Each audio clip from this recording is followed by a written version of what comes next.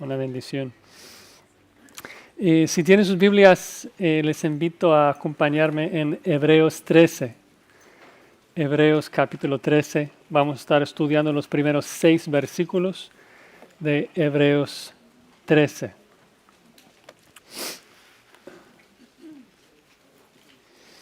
Amén. Así dice la palabra de verdad. Permanezca el amor fraternal. No os olvidéis de la hospitalidad, porque por ella algunos sin saberlo hospedaron ángeles.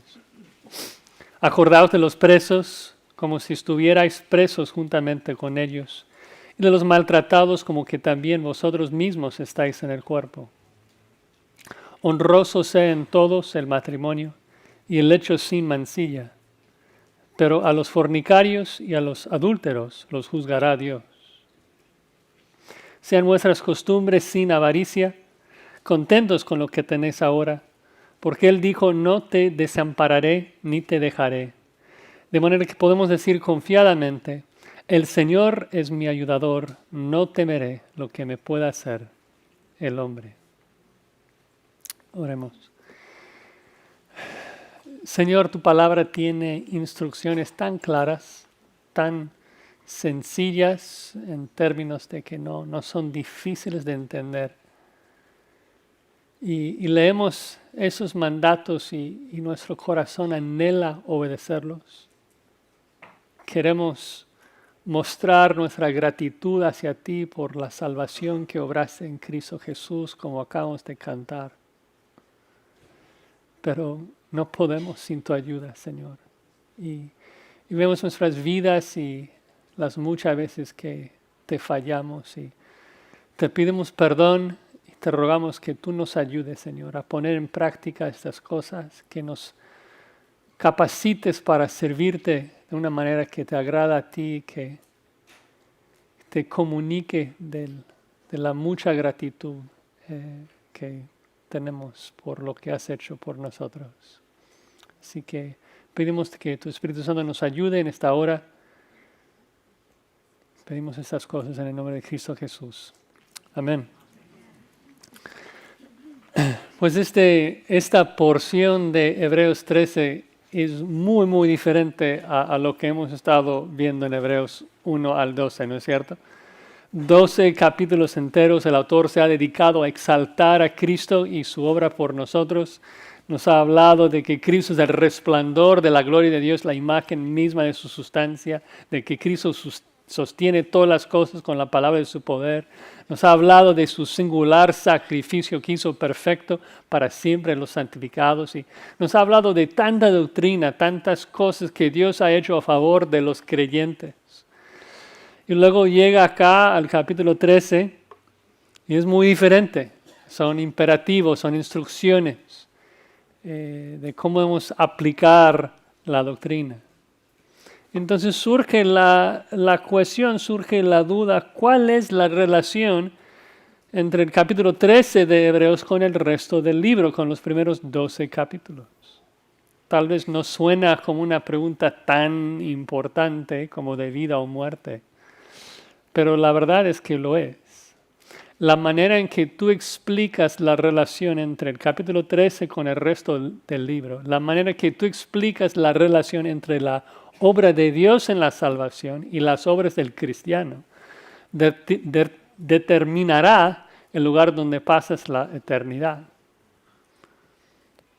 La gran pregunta del cristianismo es: ¿cuál es la relación entre la obra de Dios en la salvación y las obras del cristiano? Sabemos de que debemos perseverar en buenas obras. El autor nos ha exhortado muchas veces de que si no perseveramos no seremos salvos. Pero la pregunta es: ¿cuál es el rol de mi perseverancia en mi salvación? ¿Mi perseverancia en las buenas obras es lo que causa mi salvación o es la consecuencia? ¿Mis obras son la razón de mi salvación o el resultado? Si no entendemos esto, vamos a terminar en el moralismo o el legalismo. pensando de que por nuestras obras vamos a ganarnos la salvación. El rol de nuestras obras es muy, muy importante. De hecho, en esta semana estuvimos hablando en la oficina a lo largo de los últimos 5 o 6 años, la razón principal de por qué a veces no permitimos que alguien se haga miembro en el momento que lo pide es de que no sabe cómo explicar el rol de las obras. Y dice de que por medio de sus obras está participando y colaborando con Dios en la salvación. Entonces tenemos que pensar en eso de manera muy cuidadosa. Y antes entonces de entrar en esos mandatos, exhortarles a obedecer y de amar y servir, quiero tomar un buen rato ahora para explicar la motivación de nuestro servicio a Dios. De un lado, no queremos caer en el legalismo, pensando que nuestras obras pueden colaborar con Dios en nuestra salvación, pensar de que somos salvos por nuestras obras. Pero al otro lado tampoco queremos caer en el libertinaje y pensar de que nuestras obras son irrelevantes, porque si no haces buenas obras no eres salvo, ¿no? Debemos esforzarnos en nuestra salvación con temor y temblor. Entonces primero pensemos un poco en contra del legalismo, en contra de la idea de que nuestras obras contribuyen a nuestra salvación. Y la verdad es que cuando pensamos en términos bíblicos, es tan absurdo pensar de que nuestras obras cooperan con Dios y contribuyen a nuestra salvación. Porque cuando Dios habla de la salvación, habla de un paquete de todo incluido que empieza en la eternidad pasada con la elección, continúa con la regeneración, la conversión, la justificación, la santificación y termina en la glorificación. Pero es tan absurdo pensar de que mi perseverancia en las buenas obras hoy causa la elección que Dios decidió antes de la fundación del mundo. No puede ser, ¿no? De hecho, nosotros ni siquiera podemos contribuir, ¿no? Efesios 1 dice de que Dios nos escogió por el puro afecto de su voluntad, no la nuestra. Dios es quien salva. Y si el hombre pudiera contribuir a su salvación, habría lugar de jactarse.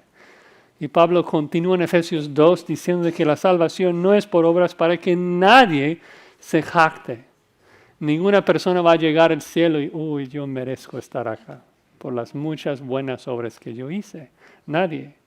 Nuestras obras son feas delante de Dios.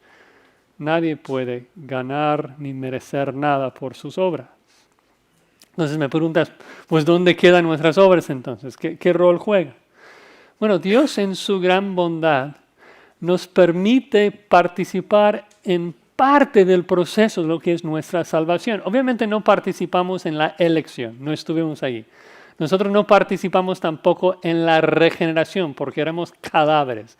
El cadáver no participa en su resurrección, lo recibe. Pero a partir de allí Dios requiere la participación nuestra en nuestra salvación. ¿En qué sentido? En el sentido de que nuestra responsabilidad es tener fe en Jesucristo. Nosotros con nuestra propia voluntad tenemos que tener fe en Jesús, tenemos que creer. Dios nunca salva a nadie aparte ni en contra de la voluntad de esa persona. Dios le da nueva vida en la regeneración y luego esa persona responde a Dios en fe. ¿No? El punto es de que nosotros tenemos que creer. Toda la gloria va a Dios, porque aún la fe es un regalo de Él, es un don de Dios, Efesios 2:8. Pero nadie es salvo sin tener fe en Cristo. Ahora, lo lindo es de que en ese momento que uno cree por primera vez, en ese momento Dios le justifica, Dios lo llama justo delante de Él. Y ya no necesitamos nada más para estar en su presencia. Estamos completamente santos. Y ninguna obra nuestra puede hacernos más santos de lo que somos en el momento que creemos. Abraham creyó en Jehová y le fue contado por justicia. Y era justo, ¿no? Entonces, en ese sentido, tal vez uno pensaría, ok, pues no importa lo que yo hago entonces porque ya soy justo delante de Dios. Ya soy santo delante de Dios. Y nada puede cambiar esto. Bueno, pero eso nos guiaría al otro error, que es libertinaje. Así que pensemos un poco bíblicamente del libertinaje, de que podemos vivir como el diablo, como nos da la gana, y ser salvos. Pero esto no es lo que la Biblia enseña. Porque cuando la Biblia habla de la salvación, habla de la salvación como un paquete de todo incluido, que incluye la elección, la regeneración, la conversión, la justificación y la santificación. Desde el momento que Dios declara al creyente justo, le regala su Espíritu Santo que le mete un proceso de santificación, le transforma día a día más a la imagen de Jesucristo, dándonos nuevos deseos para obedecer y hacer buenas obras. Allí entran las obras del cristiano. Ya que el cristiano es una nueva criatura, con el Espíritu Santo morando dentro de él, pues su vida ahora se ve diferente. Ahora hace cosas que no hacía antes, que no podía hacer antes. Obedece, hace buenas obras. Entonces, esas obras obviamente no salvan al cristiano. De hecho, la única persona que puede hacer buenas obras es la persona que ya es salva. ¿Sí? Nuestras obras, sin embargo, dan evidencia de la obra de Dios en nuestras vidas. Y por eso cada cristiano hace buenas obras, no es opcional. Cada cristiano persevera en buenas obras. Perseverancia en las buenas obras es el resultado necesario de la salvación. Entonces, en la misma manera que la fe siempre precede la justificación, la perseverancia en las buenas obras siempre precede la glorificación, porque el cristiano está siendo santificado. Otra vez, para aclarar, no es de que las buenas obras nos glorifican o que de alguna manera colaboran o nos ganan la glorificación. No, pero siempre la preceden porque las obras son parte del paquete que Dios nos regala en la salvación, ¿no? Nosotros fuimos escogidos porque Dios decidió amarnos. Fuimos justificados solamente por la fe, pero la salvación también incluye la santificación. Cuando Dios salva a alguien, le hace una nueva criatura. Y la pregunta es esto: ¿por qué nos hace nuevas criaturas? Pablo contesta esa pregunta en Efesios 2:10. Dice que fuimos creados en Cristo Jesús, ¿para qué? Para buenas obras, las cuales Dios preparó de antemano para que anduviésemos en ellas. ¿Ves? Es imposible que Dios te salve y que te haga una nueva criatura y que luego no hagas buenas obras. Porque las buenas obras vienen con el paquete, vienen con la salvación. Es un regalo que Dios da a cada cristiano, a cada nueva criatura. Es el propósito del cual le hace una nueva criatura. Es tan importante entender esto. En particular, dentro del libro de Hebreos, que nos ha exhortado tantas veces a perseverar en buenas obras y perseverar en buenas obras. Y si no entendemos esto bien, vamos a pensar de que nuestra perseverancia es lo que nos gana la glorificación. Y no es cierto. Nuestra perseverancia es un regalo de Dios que da a cada uno de sus hijos, algo que cada cristiano hace, ¿no? Entonces es momento, creo, de analizar nuestras vidas un poco cuando estudiamos esta descripción de las obras cristianas de amar y mostrar hospitalidad. O sea, ¿eso lo tengo en mi vida? ¿Mi vida está dando evidencia de que soy una nueva criatura que Dios está regalando estas buenas obras? ¿O estoy muy lejos de vivir como un cristiano? Porque si no vivo como cristiano, es probable de que no sea cristiano, ¿no? Ahora, ¿estamos en la misma página? ¿Somos evangélicos? ¿Sí? Entendemos que las obras no nos salvan, pero siempre siguen después de la salvación. Ahora, el contexto de lo que estamos viendo en Hebreos 13 se encuentra en el versículo 28 que vimos la semana pasada. Que Dios nos está regalando una salvación increíble, un Cristo maravilloso. Y nos está preparando un reino inconmovible. Y el autor de Hebreos entonces nos describe cuál debe ser la forma en que el cristiano responde a ese reino inconmovible. Y dice que tengamos gratitud y mediante ella sirvamos a Dios, agradándole con temor y reverencia. Entonces, el autor de Hebreos, después de hablarnos 12 capítulos de Cristo, exaltar a Cristo, quién es, lo que ha hecho por nosotros, luego nos dice, la única manera que un cristiano puede responder a eso es con gratitud y temor servir a Dios. Nos ha hablado de nuestra actitud, de que con temor y con gratitud sirvamos a Dios. Pero luego surge la pregunta, ok, sé mi actitud, pero ¿qué hago? ¿Cómo sirvo a Dios? ¿Cuáles deben ser mis acciones? ¿Qué hago en términos prácticos? Así que en esta mañana nos va a hablar de 5 cualidades de un servicio que brota de un corazón agradecido con Dios. La persona que Dios ha salvado, la persona que recibe un reino inconmovible, va a servir a Dios. Un servicio lleno de amor, hospitalidad, compasión, pureza y contentamiento. Lo que caracteriza a la persona que gratuitamente ha recibido la salvación, en primer lugar es el amor. Ven allí Hebreos 13:1. Dice, permanezca el amor fraternal. No es opcional, es un imperativo. El cristiano permanece en el amor. Pero me gusta que no dice, origina el amor fraternal, inventa el amor fraternal, sino que dice, permanezca. Él entiende de que el cristiano ama, es parte de lo que somos, amamos. Amamos porque el amor de Dios ha sido derramado en nuestros corazones por medio del Espíritu Santo, Romanos 5:5. Pablo dice a los tesalonicenses, ustedes no tienen ninguna necesidad de que nadie os escriba, porque ustedes mismos han aprendido que Dios quiere que ustedes se amen unos a otros, ¿no? 1 Tesalonicenses 4:9. Entonces el cristiano sabe amar. Lo importante es perseverar en ese amor. Lo importante es que permanezca el amor. De que el amor no se enfríe, ¿no? Dice, pero dice amor fraternal. ¿Cómo es ese amor fraternal? Sabemos de que en 1 Corintios 13 Pablo define el amor ágape. Esa es otra palabra, Filadelfia. Se trata de un amor entre hermanos. Si me preguntas por qué usa esta palabra, bueno, esa palabra también se usa mucho en el Nuevo Testamento para describir el amor cristiano, muchas veces de manera intercambiable.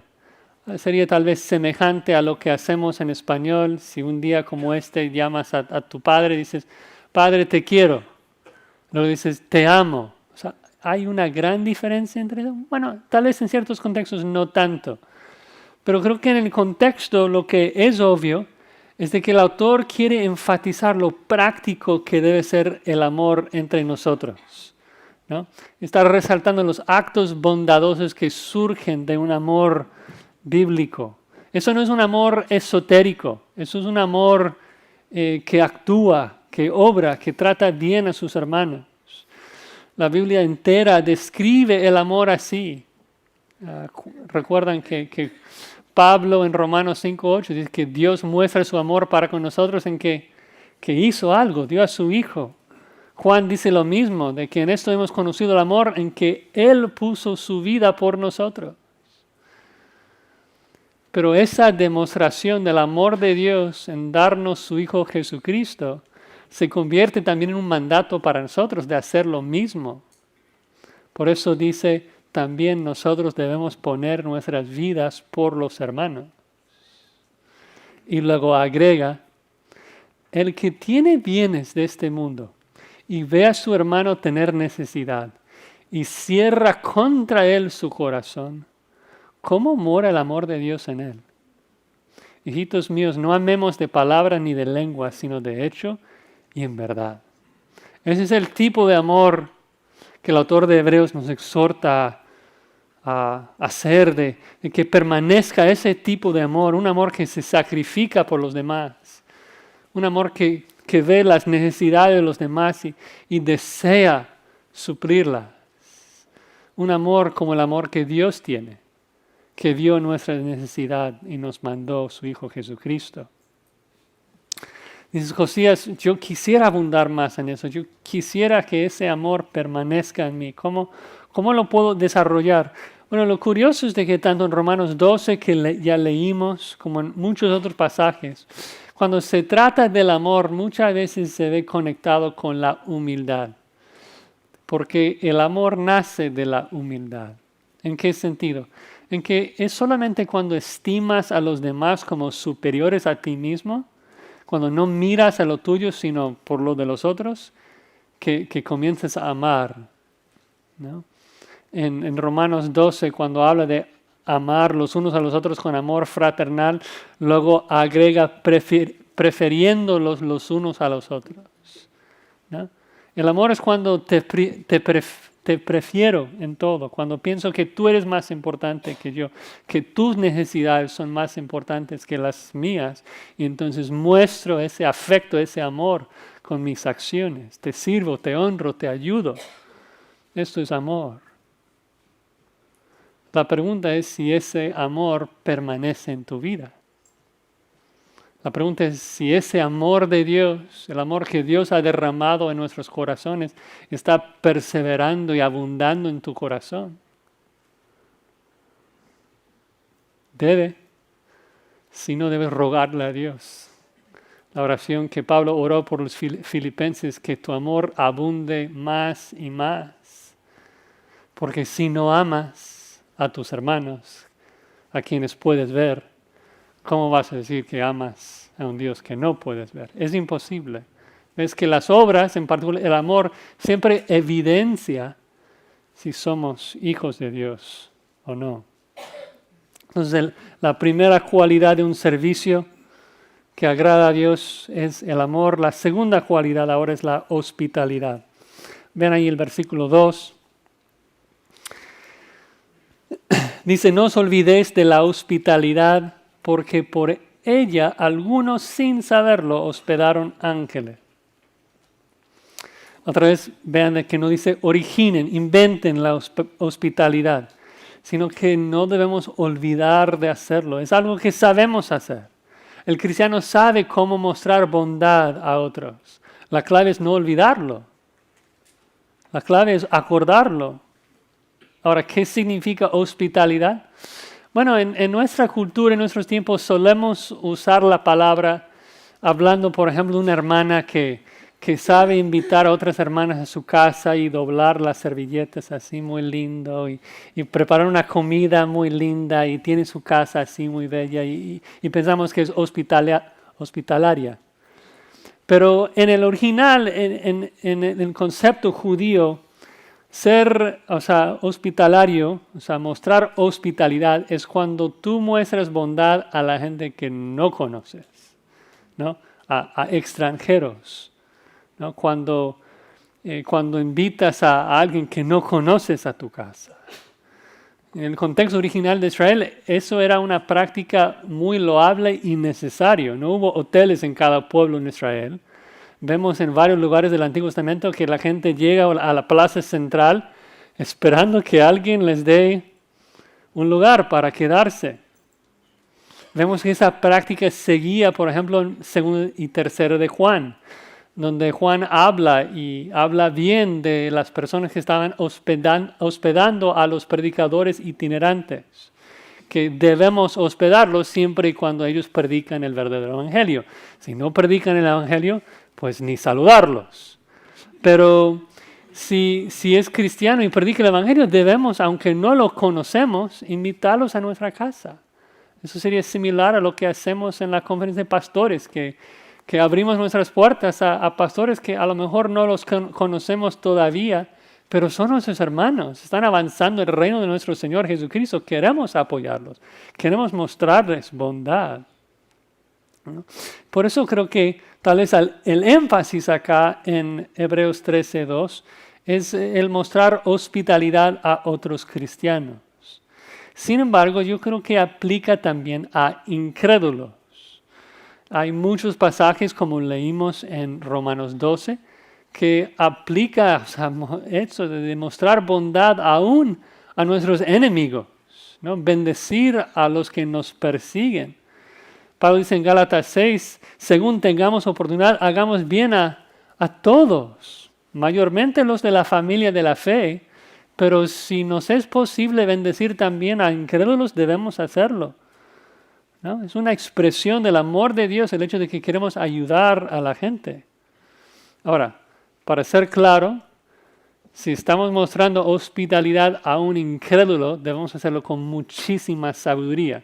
Yo no voy a invitar a un mendigo de la calle a estar con mi hija en mi casa, ¿no? Eso no sería sabio. No voy a dar efectivo a un drogadicto en la calle. Pero yo puedo darle de comer, yo puedo predicar el evangelio, yo puedo mostrarle bondad, yo puedo cambiar una llanta. Si tengo un vecino que necesita ayuda, no lo conozco, pero eso no debe impedir que yo le muestre bondad. ¿Por qué? Porque soy cristiano, porque soy el hijo de un Dios que muestra su gracia general a todo el mundo.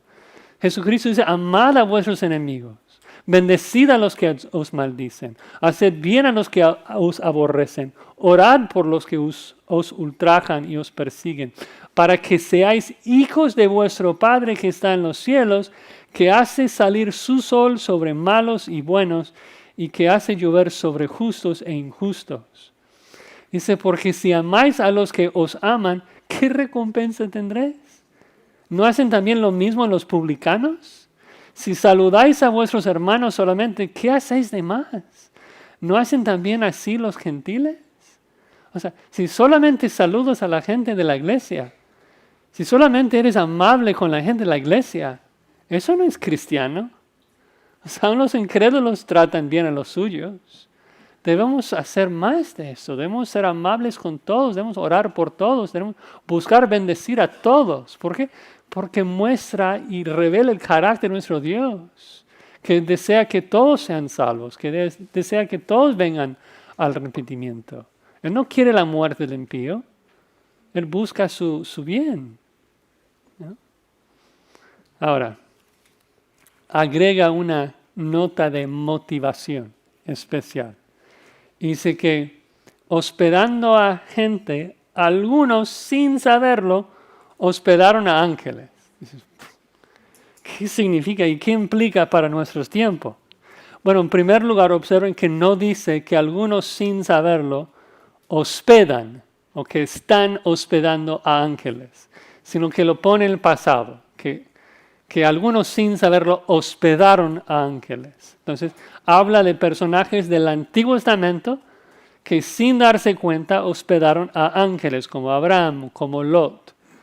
Recuerdan allí en Génesis 19 que 2 ángeles llegan a Sodoma, Lot está allí en la plaza central de la ciudad y cuando él los ve, dice Génesis 19 que Lot se levantó a recibirlos, y se inclinó hacia el suelo y dijo, ahora mis señores, os ruego que vengáis a casa de vuestro siervo y os hospedéis, lavaréis vuestros pies, por la mañana os levantaréis y seguiréis vuestro camino. O sea, qué amable es Lot. O sea, tiene sus detalles, ¿no? Es un pecador, pero es un cristiano, está en Hebreos 11 y muestra una conducta cristiana en que él desea bendecir a esos extranjeros que no conoce, mucho menos de que son ángeles.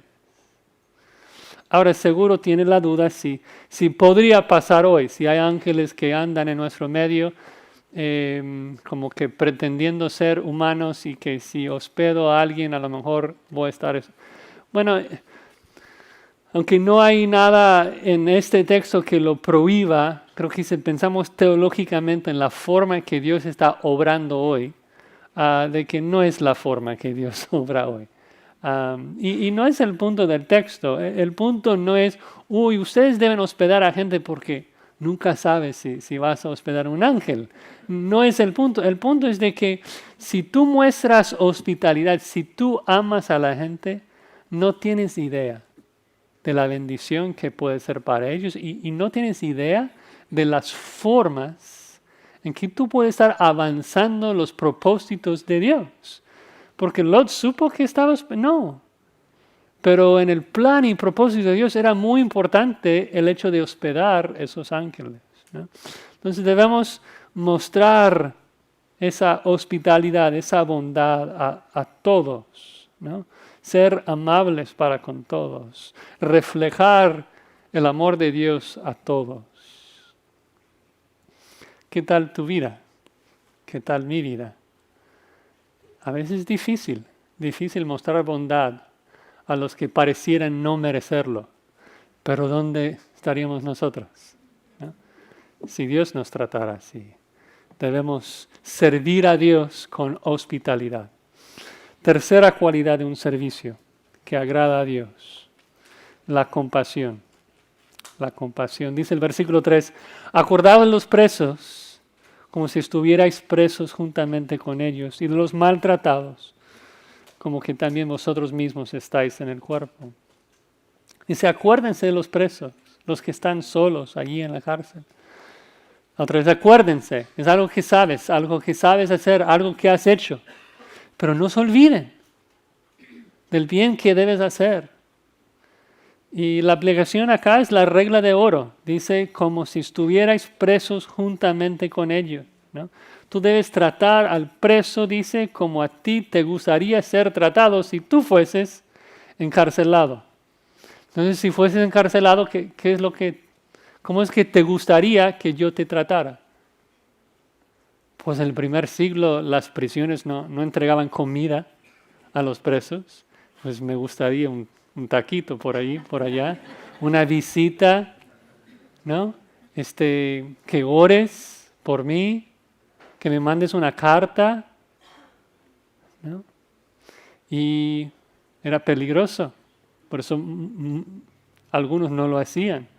Ponte en el contexto de que si tu hermano, estamos hablando del primer siglo, Nerón es el emperador, si tu hermano en Cristo fue encarcelado por ser cristiano y tú vas y le visitas en la cárcel, es muy probable que los soldados se den cuenta de que tú también eres cristiano.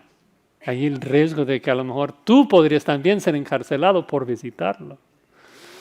Pero el autor dice, debemos acordarnos de ellos, debemos bendecirlos, no pensar en el mal que posiblemente nos pase.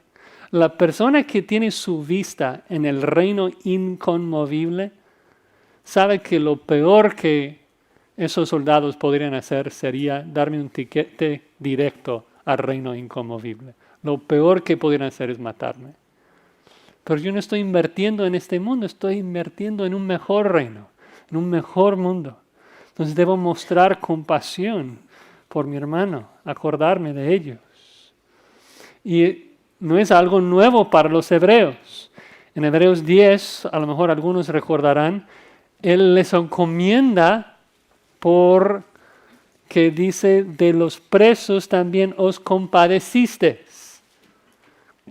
Otra vez, la idea acá es de que los hebreos estaban abundando en las buenas obras y parece que ya estaba enfriando un poco. Antes lo hacían, pero tal vez no tanto. Y tiene que exhortarles, acordaos, no se olviden. Dices, bueno, Josías, esto me es fácil de obedecer, no conozco a ningún preso que fue encarcelado por su fe en Jesucristo. Pero pensemos en el contexto, pensemos en el principio, ¿no? De que a lo mejor hay hermanos que no pueden acompañarnos por diversas razones. Tal vez por razones de salud, tal vez están en el hospital. Ese versículo no solamente trata de presos, sigue y habla de los maltratados también, ¿no? Dice que debemos acordarnos de ellos sabiendo que pertenecemos al mismo cuerpo. ¿Cómo tratas a tu cuerpo? Si lastimas un brazo, si tienes un brazo maltratado, ¿qué haces? Pues lo cuidas. Se debes tratar a los maltratados como tratarías a tu mismo brazo si fuese maltratado, llamando, visitando, orando. ¿no? Es algo que Dios pide de todos nosotros. ¿Recuerdas en esa historia tan impactante de Mateo 25 que Jesucristo está hablando de su reino? Y dice que en su reino el rey dirá a los salvos, los que están en su derecha: venid benditos de mi Padre, heredad del reino preparado para vosotros desde la fundación del mundo. Y luego explica la razón: porque tuve hambre, me diste de comer. Tuve sed, me diste de beber. Fui forastero, me recogiste. Estuve desnudo, me cubriste, enfermo, me visitaste, en la cárcel viniste a mí. Entonces los justos le responderán diciendo: Señor, ¿cuándo te vimos hambriento y te sustentamos? ¿O sediente y te dimos de beber? ¿Cuándo te vimos forastero y te recogimos? ¿O desnudo y te cubrimos? ¿Cuándo te vimos enfermo o en la cárcel vinimos a ti? Y respondiendo el rey les dirá: de cierto os digo que en cuanto lo hiciste a uno de estos mis hermanos más pequeños, a mí lo hiciste. Ustedes recordarán que lo terrible, lo horrendo de esa historia es que luego el rey gira a los que están a su izquierda. Dice: de cierto os digo que en cuanto no lo hiciste a uno de estos más pequeños, tampoco a mí lo hiciste. E irán estos al castigo eterno. No nos olvidemos, hermanos, de mostrar compasión por la gente, de cuidar a la gente. Nuestro Dios es un Dios de toda compasión, dice 2 Corintios 1. Si nosotros somos sus hijos y queremos servirle, vamos a mostrar su compasión a la gente también, sirviéndolos en sus necesidades. Bueno, avanzamos ahora a la cuarta cualidad de un servicio que brota de un corazón agradecido, y es la pureza. Si tú vas a servir a Dios agradecido por ser salvo del pecado, vas a vivir en pureza. Dice el versículo 4. Honroso sea en todos el matrimonio y el lecho sin mancilla, pero a los fornicarios y a los adúlteros los juzgará Dios. ¿Qué mandato tan apropiado para nuestros tiempos, para nuestros días, en que el matrimonio es algo tan deshonrado, tan contaminado?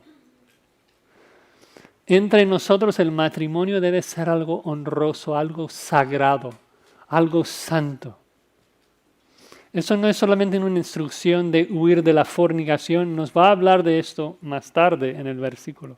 Ahora está llamándonos a ver el matrimonio como algo honroso. Como cristianos debemos ver el matrimonio como algo precioso que Dios ha creado, la unión de un hombre con una mujer para formar una familia. Y cualquier cambio, ese patrón, va a deshonrar el patrón que Dios nos ha dejado desde Génesis 2, de que un hombre va a dejar a su padre y su madre, se unirá a su mujer y serán una sola carne. Pero si vemos nuestro mundo, vemos cómo nuestro mundo deshonra lo que Dios dice que es honroso. La homosexualidad deshonra el matrimonio. La fornicación deshonra el matrimonio. El adulterio deshonra el matrimonio. La pornografía deshonra el matrimonio. El divorcio deshonra el matrimonio. Nuestro mundo deshonra el matrimonio. Nuestra cultura hace burla de la mujer que se guarda, se cuida para entregarse a un solo hombre por toda su vida. No puede ser así con nosotros. Nosotros debemos verlo como algo precioso, como algo honroso. De acuerdo con Efesios 5, nuestros matrimonios reflejan el matrimonio de Cristo con su esposa, con su iglesia. Si pervertimos ese patrón, si jugamos con ese patrón, con nuestros matrimonios, corrompemos la manera en que eso refleja el amor sacrificial de Cristo, corrompemos el reflejo de la sumisión gozosa que una esposa debe sentir por su marido. El matrimonio debe ser sagrado, honroso. Agrega, y el lecho sin mancilla. El lecho sin mancilla. La verdad es que nuestro mundo está lleno de fornicación por todas partes. Este fin de semana llevé a mis hijos al súper y es como que el mundo los ataca por todos lados. Donde quiera que te veas, en las calles con los espectaculares, entras en el súper y las revistas y ni siquiera abres en internet, o sea, por todos lados. El mundo desea ensuciar nuestras mentes para así mancillar nuestros lechos. Y Dios nos dice, huid de la fornicación, huid de ella. No dejar que el mundo nos guíe a torcer el plan perfecto que Dios tiene para un matrimonio. Obviamente no voy a entrar en detalles, no voy a ser explícito, pero el autor especifica lo que mancilla el hecho. Dice que es la fornicación y el adulterio. Comprendemos lo que son. La fornicación es hacer cualquier cosa que no es buscar complacer a mi cónyuge. Y punto. Así de sencillo. Lo único que yo debo hacer en mi lecho es lo que agrada a mi esposa. Porque yo no tengo potestad sobre este cuerpo. Lo he dado a mi esposa. Esto nos enseña Pablo en 1 Corintios 7. Y por lo tanto el marido debe cumplir su deber conyugal y viceversa. Cualquier otro acto deshonra y mancha nuestro lecho. Y es algo tan importante que el autor de Hebreos, agrega una advertencia severa. Dice que a los adúlteros y a los fornicarios los juzgará Dios. Apocalipsis 21 dice que los fornicarios tendrán su parte en el lago que arde con fuego y azufre. Debemos huir de la fornicación, huir de ella. Hay tantos cristianos que viven preguntándose, pero ¿qué es lo que Dios quiere para mí en esto y el otro? ¿Cuál es la voluntad de Dios para mi vida? Y Pablo nos dice de manera tan clara, dice, esta es la voluntad de Dios, vuestra santificación, que os apartéis de la fornicación. Tú trabaja en eso, hermano. Tú trabaja en la pureza de tu mente. Odia la fornicación, mátalo en tu corazón y Dios se cuidará de guiarte en lo demás, ¿no? Debemos vivir en pureza. Y no solamente pureza de actos físicos. Sabemos de que la fornicación, de acuerdo con Jesús, tiene que ver también con nuestras mentes. Mateo 5, Jesucristo dice, yo os digo que cualquiera que mira a una mujer para codiciarle, ya adulteró con ella en su corazón. Y luego nos da la prescripción, dice, por tanto, si tu ojo derecho te es ocasión de caer, sácalo, échalo de ti, pues mejor te es que se pierda uno de tus miembros y no que todo tu cuerpo sea echado al infierno. Debemos lidiar extremadamente con el pecado. Trabajar en la pureza de nuestros pensamientos. Eso no es un pecado de cualquiera. Pablo nos dice que cualquier otro pecado se comete fuera del cuerpo, pero la fornicación uno lo hace en su cuerpo, ¿no? Dice que más el que fornica contra su propio cuerpo peca. Y esto es tan horrendo, tan horrible, porque como cristianos nuestros cuerpos son ¿qué? El templo del Espíritu Santo. ¿Cómo vas a unir el templo del Espíritu Santo con una ramera? Dice, es inconcebible, tan feo. Nosotros, al contrario, debemos buscar la pureza en nuestras mentes, en nuestras vidas, en nuestros lechos y honrar el matrimonio como Dios lo ha diseñado. Ahora, si me preguntas, pero en términos prácticos, ¿cómo puedo trabajar más en esta área?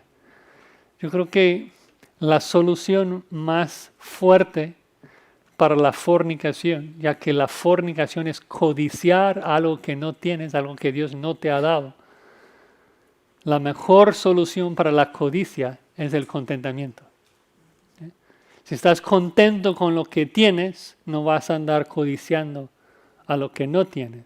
Y creo que es por eso que la quinta cualidad de un servicio que brota de un corazón agradecido es precisamente el contentamiento. Ven ahí el versículo 5.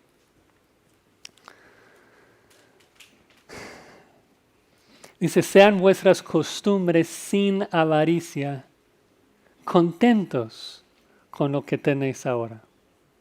Un poco extraño, o sea, vuestras costumbres, ¿qué costumbres? Bueno, la palabra literalmente ahí es manera. Sean vuestras maneras sin avaricia. Y creo que el punto se trata de tu manera de vivir. Toda tu vida debe ser sin avaricia.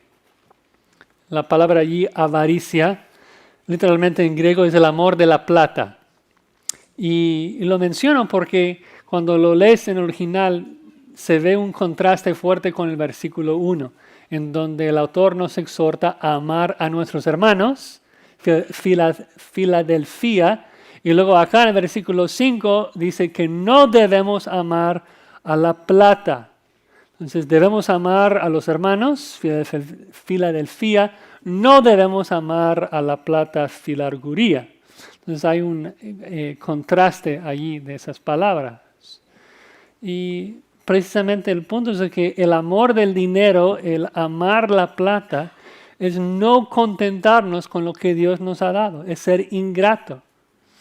Y esa ingratitud, ese amor del dinero es la raíz de todos los males, como Pablo dice en 1 Timoteo 6. Porque el que ama al dinero hace que el dinero sea su Dios. Sirve al dinero para obtener lo que quiere. Pero en el pasaje el punto es explicarnos cómo servir a Dios. Si amas al dinero, vas a estar sirviendo al dinero en vez de servir a Dios. Y Jesucristo nos dice que nadie puede servir a esos dos amos, a esos dos señores. O vas a aborrecer al uno y amar al otro, o estimar al uno y menospreciar al otro. No podéis servir a Dios y las riquezas, dice Jesucristo. Porque nuevamente, si amas al dinero, haces que el dinero sea tu Dios.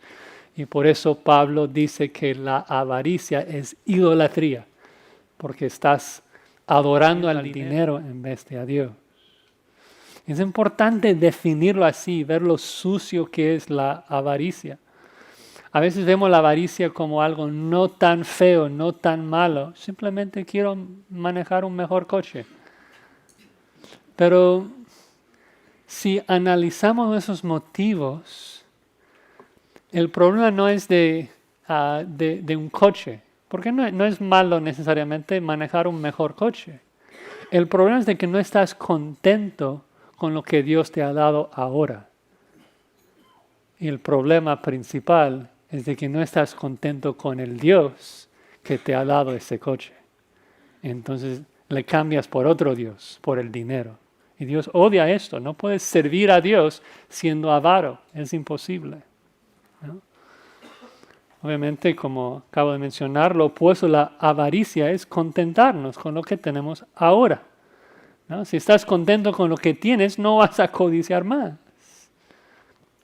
Ahora, aclaro de nuevo. El texto no está hablando en contra de coches y de tener una casa y de disfrutar las bendiciones que Dios nos da. El problema es cuando codiciamos y nos frustramos porque no estamos agradecidos con lo que Dios nos ha dado. Pablo explica eso en Filipenses 4, un pasaje que conoces. Él dice, he aprendido a contentarme cualquiera que sea mi situación. Dice, sé vivir humildemente y sé tener abundancia. Desde que no es pecado vivir humildemente, como no es pecado tener abundancia, la clave es aprender a contentarnos con lo que tenemos, ser generosos con lo que tenemos, gozarnos en todo lo que tenemos. ¿Te gozas en la esposa que tienes? ¿Te gozas en los hijos que tienes? ¿Te gozas en el cuerpo que tienes? ¿Te gozas de la salud que tienes? ¿Te gozas del coche que tienes? ¿Te gozas con tu estado de cuenta de banco que tienes? Debemos contentarnos con todo lo que tenemos ahora y no codiciar más, no ser avaros. Ahora, ¿por qué podemos gozarnos en lo que sea sin importar si no tenemos nada? Bueno, dice, porque aunque no tuviéramos nada en este mundo, tenemos a Dios. tenemos un reino inconmovible. Dice ahí, no te desampararé ni te dejaré, una promesa de Dios. Versículo 6, de manera que podemos decir confiadamente, el Señor es mi ayudador, no temeré lo que me pueda hacer el hombre. Esta promesa, no te desampararé, se encuentra en varios lugares. Deuteronomio 31, 8. Dice, Jehová va delante de ti, Él estará contigo, no te dejará ni te desamparará. Dios promete estar con nosotros. ¿Qué más necesitamos? ¿Sí? Me gusta esa palabra desamparar. En el original literalmente significa desatar. Y de hecho se usa en su sentido literal en Hechos 16, cuando Pablo está ahí con Silas cantando himnos en la cárcel y viene un terremoto, ¿recuerdan? Y Lucas dice ahí que las cadenas de todos se soltaron. Esa palabra se soltar es la misma palabra que se traduce acá, desamparará. Y me gusta la ilustración porque da la idea de que Dios está atado a nosotros con cadenas y promete jamás desatarse de nosotros, jamás abandonar a nosotros. Imposible que nos abandone, imposible que nos deje, jamás, ¿no?